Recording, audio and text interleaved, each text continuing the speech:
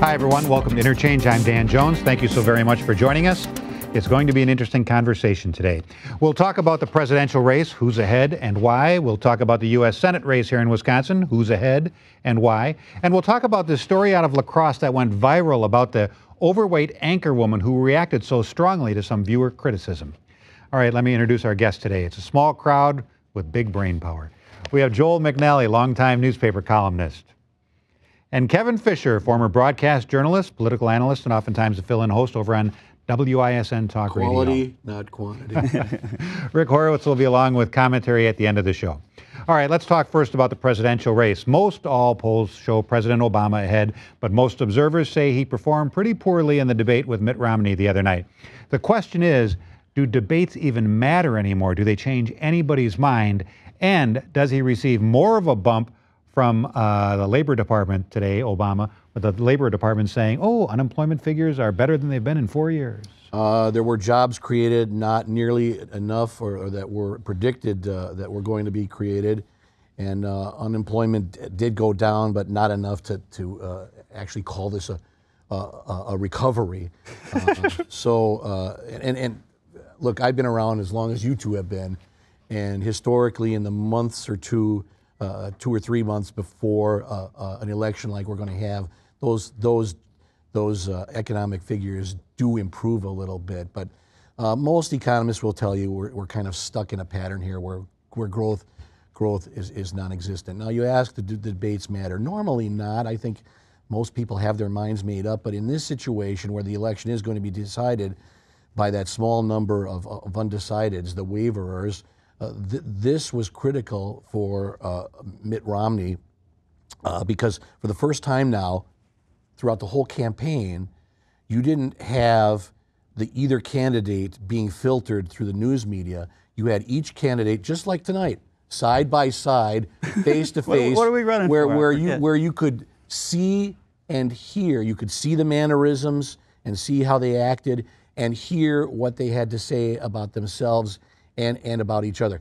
That was huge, and even the liberal pundits, the focus groups, the newspaper editorials, the polls show that, we've been told for the longest time that Mitt Romney is this, selfish guy who isn't all that smart about things and only cares about the rich, and then Barack Obama is this cool, smooth, very likable guy. And it was just the opposite on the debate. Mitt Romney came out smiling and confident and strong on the issues, and Barack Obama, he was stumbling and detached, and it seemed like he didn't even want to be there, didn't make eye contact with Mitt Romney. I suspect, though, that this will turn around and that Barack Obama in the next debate will clean up some of the things that he didn't do very well in this one and will be a stronger opponent. He was so good debating 4 years ago. Were you surprised the other night when he didn't come out strong? Yeah, I was very surprised and very disappointed. I won't pretend that I wasn't. I don't know what the idea of the Obama campaign was. Was it that, he was trying to be more presidential? Was it that because he's the front runner, he was mostly just cautious and didn't want to, say anything like, you're likable enough, Hillary, that someone might hold against him later, or it didn't make any sense to me. Obviously, all of us watching the debate that support Barack Obama were yelling at the TV screen the things that he should have been saying back to Mitt Romney. Why didn't he bring up the 47%? Yeah, why didn't he bring up so many things? But more important, I think, he let Mitt Romney get away with murder. He let Mitt Romney tell lie after lie after lie without refuting it. Now, I think maybe he was counting on the fact checkers the next day to say Mitt lied about this and Mitt lied about this and Mitt lied. He claims he doesn't have a $5 trillion tax cut that mostly benefits the wealthy, which he said that 2 or 3 times, Mitt Romney, and of course he does. His entire campaign he's been saying, I'm going to cut taxes 20% across the board, which costs $5 trillion, and which all economists say, cannot be made up just by getting away with tax breaks for the wealthy. You're going to have to raise taxes on the middle class. Things like that. Things that, in fact, have been refuted before didn't get refuted. He was counting on, like I say, the fact checkers to do it. but he, there's no question he's going to be more aggressive from now on. Because how roundly panned he was by everybody. It was a surprise. It was very shocking, but does it matter? Kevin mentions that this is going to be decided by the undecided. I don't think so. I think it's going to be decided by there's only across the country 1 or 2% that claim that they're undecided. A razor-thin election. But it's not a razor-thin election because in fact Barack Obama is leading in Ohio, in Virginia, in Iowa, in those swing states that if Romney can't win them, he can't win the election. Well, actually, Mitt Romney pulled ahead in some of the swing states in the last year or two. And he's ahead As a matter of fact, he did. He's ahead in Virginia, and as a matter of fact, he's not within the margin of error. Obviously, that's because of what happened the other night. Does it surprise you that he came to Wisconsin the day after the debate? No, if the polls show he's so far ahead in Wisconsin, why does he come here twice in 2 weeks? I thought that was a good strategic move on the part of the president because in Liberalville, USA, you're going to get a loud, raucous, large crowd. It was a beautiful picture. It was a great-looking presentation. And it's a good thing he did come to Madison because he performed so poorly the night before. And no, I'm not surprised that he's coming to Wisconsin. He needs Wisconsin, and that tells me, as I mentioned on the program a couple weeks ago, that he knows he's not ahead by 14 points like that one Marquette poll said. He's not ahead by double digits. He's not even ahead by a few percentage points. It's razor thin, and he needs Wisconsin on that electoral map. If he was ahead by that huge margin, he wouldn't be here. Trust me, he wouldn't be wasting his time. It's very interesting to me that Kevin has been attacking the Marquette poll, which shows not only the president ahead by 9 points in the most recent one, but also Tammy Baldwin ahead of former Governor Tommy Thompson. During the recall, when the Marquette poll was showing Scott Walker with a big lead over Tom Barrett, I didn't trust the Marquette poll. And when you looked at the demographics of the Marquette poll, they didn't look trustworthy. But I got to say, the Marquette poll came out pretty much on the nose on that election, and until somebody shows me that there's anything wrong with that poll, I'm going to start believing it for this election. You said unless somebody tells you what otherwise. No, but not you. I'm not going to believe you telling me otherwise. Forget it. Well, when the Marquette poll that shows Obama up 14 and Tammy Baldwin up 9 in the most recent. When that Marquette poll polls 51% Democrat, 40% Republican. There's something wrong there. No, there isn't, as a matter of fact, because more people who are going to vote in the presidential election are Democrat or identify as Democrat. What are you basing that on? Or if you're basing that on 2008 numbers, that's flawed. I'm basing it on what's going to happen. There's a real problem with confidence on your side of the aisle this time around. We know that Wisconsin is, been a 50-50 state. For quite some time, except that every presidential election, going back, as far as we can remember, votes Democratic, and it's during the presidential election. The Bush election that was pretty close. It's during the presidential elections that you get the most diverse vote, and that's exactly why it's right on. All right, we'll continue with politics. 1 week ago, Tommy Thompson and Tammy Baldwin met in these studios here for their first debate. Most folks I've talked with are of the opinion that Thompson performed much, much better than Baldwin, but Baldwin is still ahead in the polls. How do you see this race changing in the few weeks ahead? I don't see it changing too much. Poll after poll, it's not just the Marquette poll, but almost every poll in this state that has been taken, and 7 or 8 or 9 have been, she's been ahead. And that surprised everybody because there was this assumption that Tommy Thompson was going to win. I watched that debate. I would say that Tommy was more comfortable because he's been through this a lot, and that Tammy Baldwin was more tentative. But boy, the contrast between the two of them, an aging sort of past his prime politician versus, a fresh young face, and you've heard so many complaints from Republicans about Tommy, first of all, not running commercials, being off the air for weeks. And then now they're saying, well, he isn't even campaigning very much. And his office put out this thing saying, well, yes, he is campaigning. And they put out a long list of things that reporters had never seen him at. And, you know, Tommy Thompson, you remember how many times, you know, we were trying to talk him, Republicans in this state were trying to talk him into running for office?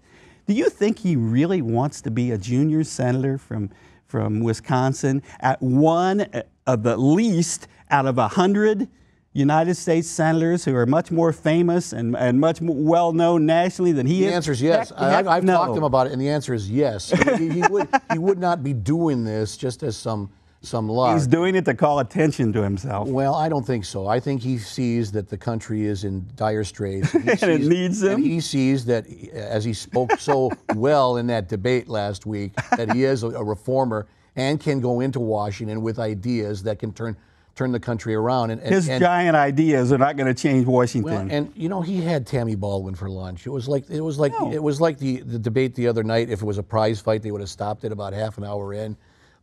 He had an answer for everything, as opposed to Tammy Baldwin, who was tentative and hesitant and stuttering. And Tammy Baldwin's answer to everything was big government, big government. Tommy Thompson. I never heard her say big government. Tommy Thompson is evil and you know, he's all for the rich. We've heard this song and dance over and over again. But again, in the primary, all we heard from Tammy Baldwin when she used all that national money was that she was Susie Cream Cheese, queen of the middle class, rescuing kittens out of trees.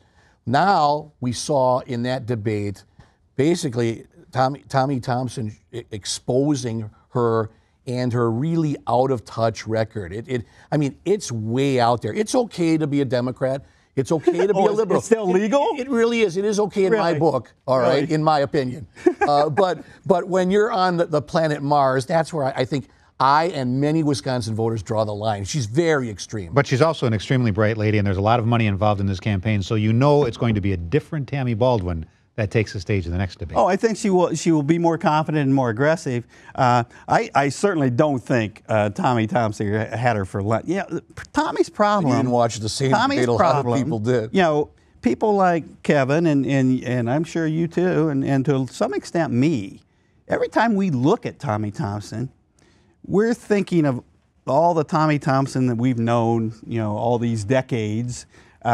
Sometimes kind of colorful, doesn't speak very good English sometimes, but you know, good-hearted and boy, this is a different guy. I mean, it really is. And this is a guy that, you know, is trying to kind of put himself out there again, maybe one more last time. That probably is at least one time too many, and yeah, he is a millionaire. He's a guy who, in the private market, as soon as he got out of public office, it's legal, it's not right? a crime, and it's still legal. But as a matter of fact, if your policies are to cut the taxes for millionaires, and who worries about that? Well, but it's true. Both Tommy and Paul Ryan and they want to Mitt Romney. Taxes across the board. But you know what? I see a different Tommy Thompson. You've seen an older Tommy Thompson. I think most Wisconsinites see one of the most successful governors and one of the most popular governors of all time in the state of Wisconsin. You're thinking of most Wisconsinites your age. I'm talking about the new electorate, some of which have no idea who this grumpy old man is. He's not cranky. He's not grumpy. He's a successful guy who has built a career on ideas and reforms and working with both sides of the aisle. And that, I think, will be the difference in November. Tammy Baldwin is out there on the moon. And where do you get this? Name me one thing she's ever done that's out there on the moon. I'll just name you one because we don't have the time. The list of her record is extremely liberal. What is this she was one of frighteningly liberal thing she did? How about being one of the few members of the House of Representatives to vote on the House floor against a tribute to the victims of 9/11? I would say that's pretty extreme. I would also say that that's an extremely distorted view of whatever it is you're basing that on. Look at her 100. No one, and you're not going to tell me. You're asking me for an answer. I'm giving it to you. But you're not going to tell me that Tammy Baldwin was against a tribute to the victims of 9/11. Okay, that is absurd. I don't have any idea what that vote was. Of course you wouldn't know because you that's don't. That's absurd, and you know it's absurd. And you don't come armed with facts. Each one of you should take turns talking. The tax break. Otherwise, they'll say I'm not in control. Like Jim Lehrer wasn't in control. Yeah, they'll say, Jim Dan, you Lehrer, aren't in control. Well, you're not 100 years old. I got to say something about Jim Lehrer. Well, about the debate in general. That was the worst debate I've ever seen, and the worst run debate I've ever seen. I agree with you. It's the only debate I've ever seen where the moderator, I don't believe, asked a question, except is there a difference between you two on these issues? Of course there's a difference between them. They're running against each other. But aside from that, it was supposed to be on domestic policy. Immigration never came up. Women's health never came up. You know, there were all kinds of domestic issues that never came up in what was supposed to be the only debate on domestic issues. And he's one of the most respected journalists in America. Yes, he is, but he's 78 years old and isn't the same Jim Lehrer that we once knew and respected. I would get on the phone if I was the Presidential Commission and forget all these national journalists and reporters and cable network news guys. I'd make one phone call. I'd call Mike Goucher and I'd say, you're in charge of the rest of these debates, and let a guy of his caliber, and it would be 100 times better than what we saw the other. And no disrespect, questions. And no disrespect to Jim Lehrer, but he literally lost control of that. Unlike you, who was always in control of this show, he had absolutely no idea what was happening and let himself be walked on by, I think, both guys. Yeah. All right, next topic. Let's talk for just a few minutes about the Crosse news anchorwoman and her story. This thing went viral on YouTube. Millions of people have watched it. Everybody's read about it in the newspaper. This viewer sent her an email that she was overweight, obese, not a good role model. She should do something with herself. She fired back on the air with a 4-minute-long speech slamming this guy for being a bully who knew nothing about her true self, and then warning kids not to define themselves by the bullies they encounter in life. Is she a hero? Is she a role model? Or did she go overboard and overreact? I'm glad she did it. And these issues don't surface enough. I actually wish Denise were here tonight because I'm sure she has horror stories she could tell about women in television and the things they have to do to stay on the air. Women in television are sort of the trophy wives of the industry. You know, as long as they're young and perky and look really, really good, and you know, they don't have to worry about their jobs. But if they start getting a little older or put on some weight, I'm sure there's some people doing some unhealthy and desperate things to stay on the air. Men, for some reason, there are certainly plenty of Ken doll, men on the air. On television. But truthfully, at least men on television are allowed to age. It supposedly, makes them, wiser and more dignified. Professorial. Yeah, but women aren't allowed to. And it's a sexist industry. It's an ageist industry. We had an incident right here in Milwaukee where very well-loved anchorwoman on TMJ lost her job because some consultants said that she skewed old in her demographic audience. I vaguely remember that. Yeah, Melody Wilson. We all remember very well on TMJ. So it's a vicious business in some ways, and I'm glad she's every once in a while the woman who got fired for also being actually having years pass and and having some age, and she sued, and that was a big national story. I understand why it became a national story. But if you're in the public eye, do you have a right to complain about what somebody says, or do you have a responsibility? Well, you can, but should you? I have a totally different perspective, okay? Well, you're a man. Well, and that has nothing to do with it. I think she's a whiner and opportunistic. Now, I wish Denise Callaway were here too, because she'd probably tell you that she and her female colleagues, even her male colleagues, probably get all kinds of stuff all the time. This wasn't particularly evil or cruel. Was it a letter or an email? Oh, it was an email, but it was extremely mean-spirited. I don't think so. No? I don't think there was no profanity. He just said that she wasn't being a good role model for the community. She goes on Does he the own her? She goes Because on. he watches. Does he get to decide how she lives her Yeah, life? but people on the air do get criticism all the time, male and female. So she goes off 4 minutes about how she's been bullied. Now, we've had the race card, we have the victim card, and I think this is the new, vehicle to cry foul. I'm being bullied. I guess in lacrosse there weren't 4 minutes. Any other issues that were worthy of that television time? The main issue here is, I believe, you think you were bullied because someone said you were overweight? Buck up. There are people coming back from Afghanistan with arms and legs blown off, people going blind, people being informed that they've just been diagnosed with a fatal form of cancer. You want to see evil, nasty, cruel stuff? I get it all the time. And it's not just directed at me. It's directed at my wife and my 3.5-year-old daughter. So for her to go on, and it's all about me.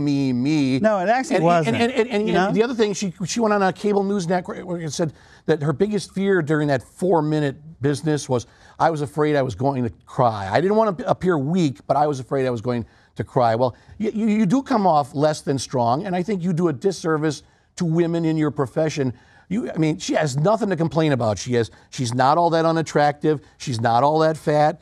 She has a great job, and she probably, because of the overhyped national exposure she's getting here, she'll probably get an even better job because of it. But I really think did you watch the entire video? Mm-hmm. Because I don't think she did make it about herself. She actually made it about kids and how kids growing up today are bullied and will in fact be hurt by cruel remarks. She says she could take it. Then she admitted, I'm in the public eye. I can take it. It's no big deal for me. Do a 4-minute mini documentary on the air about it. Then. Well, but I think she made a very legitimate point that if your parents are sitting at home making fun of the woman on television, that they think it's okay to go to school and make fun of someone of a different race or someone of that is considered some kind of a nerd or something. And we know how vicious this stuff can get among kids.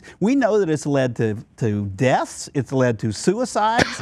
It's led to some horrible things. And I think it was she turned it into a legit. If it had been just about her.